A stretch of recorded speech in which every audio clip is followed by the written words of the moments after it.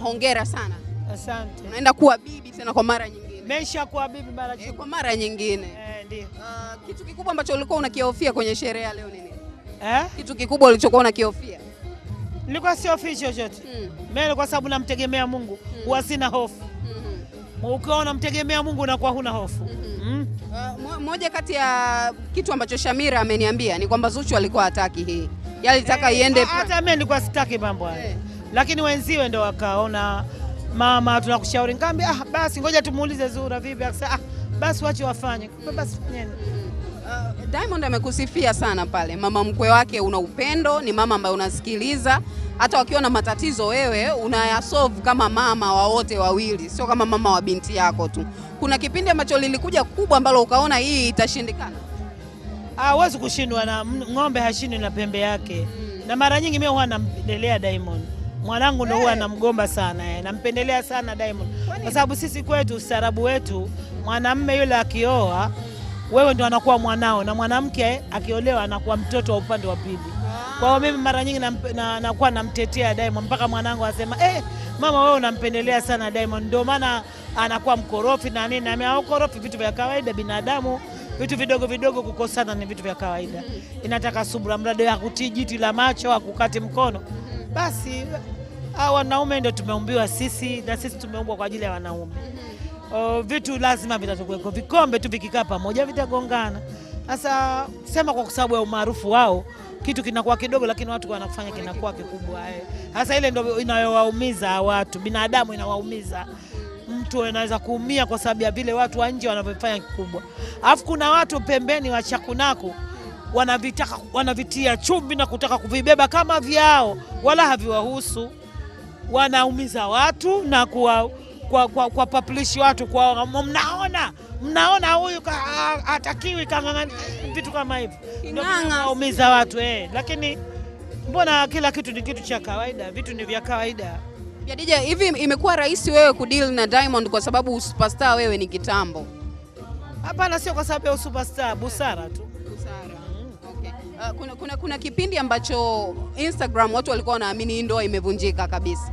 Na kila mtu alikuwa anaongea hivi. Hadi kuna interview moja ulifanya ukasema, kwa nini kila siku mnamsema binti yangu? Kwa nini kila siku binti yangu? Ile ilikuwa imefikia hatua ambayo imekupanikisha hadi wewe kwamba kila siku wakati mwingine inaudhi. Unajua kukiona watu hata wale waliokuwa karibu naye ambao wako kwenye lebo pamoja nini, wanakuwa baada ya kumtetea wao wanakuwa wanashadidia vitu vya ajabu.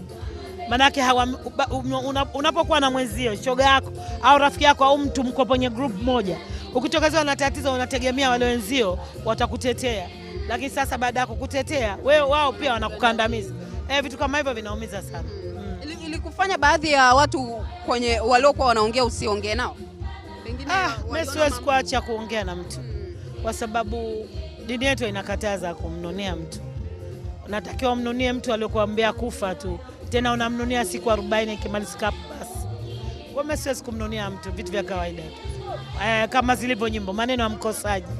Kama hivyo tunavyosikia. Pia DJ, mmoja kati ya swali la wengi ni wewe kutokuwepo kwenye birthday ya Mama Dangote siku ile. Mimi sikuwepo, nilikuwa nimesafiri, lakini vile nilikuwa sijui na ukupewa mwaliko. Sijapewa mwaliko. Hamna ukaribu ule wa zamani tena? Mimi tangu zamani sina ukaribu nao. Nikajua baada ya ndoa labda. Hapana, sina ukaribu na watu wa familia yake. Lakini hakuna shida yoyote. Hatuna shida yoyote. Moja kati ya ndoa ambayo kila mtu anaitolea macho ni ndoa ya binti yako. Kila mtu anahisi, yani Diamond hata akionekana labda ameposti picha yuko na video vixen, hajasema kama ana wimbo mpya, watasema mpenzi mpya wa Diamond, ili mradi yamrudie binti yako. Wewe ukikaa naye unamuelekeza kwamba sana namuelekeza sana kwamba usijali haya kabisa sana. Kuna kipindi inafikia Zuhura mwenyewe anakuja kukwambia mama mimi nimechoka. Hayo ndio mambo ya binadamu. Hata wewe kuna wakati tuanza mimi nimechoka vile, lakini unamplease kwa sababu kwanza ndo kwanza ndoa yake ya kwanza, bado mdogo. Na vitu kama hivyo natakiwa umfunze, umfundishe aweze kustahimili, na anastahimili sana muda mrefu tangu amekuwa na Diamond mpaka leo. Sema si walioweka chini ndio maana mpaka leo ni siku nyingi.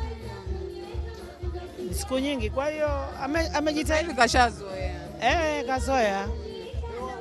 Kuna kipindi walikuwa anasema anamuolea mke wa pili. Mimi hayo mambo siyajui mwanangu.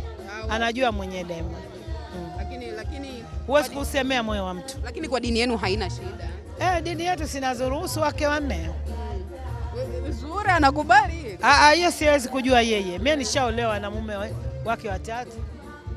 Sina neno, inategemea na mtu unavyo uwezo wako. Kitu gani kikubwa ambacho ungetamani mjukuu wako siku moja aje akisikie kutoka kwa bibi yake?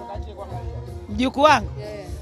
Ajue kama bibi yake ni mtu mwema, mtu mzuri na alikuwa star kabla hata baba. Kwa nini unasema alikuwa? Si atakuwa utakuwa yake alikuwa star kuliko baba. Pengine atanikuta nishaacha. Nishazaliwa kazi yako imba. Atanikuta nishaacha. Unataka ustafu? Nataka ufike muda nipumzike. Muda gani? Si muda mrefu sana. Miaka kama 4 hivi nitapumzika. Ni nini kimekuchosha kwenye muziki? Ni umri tena, nataka nipumzike, nilewe wajukuu. Na Mwenyezi Mungu niende Maka nikahiji. Hiyo ndoto yako kubwa? Ni ndoto yangu. Ndoto yangu. Na namuomba Mungu asinichukue mpaka nitimize ndoto zangu. Na nichukue mpaka akiwa na furaha na mimi.